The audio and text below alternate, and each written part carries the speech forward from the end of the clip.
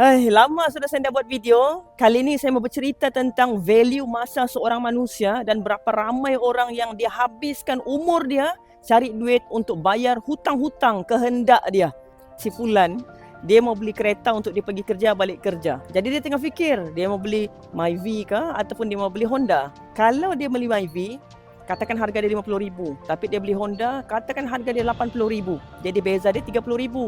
RM30,000 ekstra tu belum kira lagi interest. Kali dengan interest, katakanlah interest 3%, 900 setahun. Katakanlah dia extend sampai yang paling banyak sekali 9 tahun. Biasanya orang ambil 9 tahun lah kalau beli kereta ni, lagi lama lagi bagus. Sebab apa dia cakap? Murah bulanan dia kan. Jadi total 900 darab 9, 8,100 tambah dengan 30,000 ekstra sebab dia mau beli kereta kehendak dia Honda. Katakan si Fulan ni kerja dia 2,500. Jadi kita buat calculation, 2,500, katakan dia kerja sehari 8 jam, 22 hari sebulan. Kita bahagi 22, kita bahagi dengan 8 jam.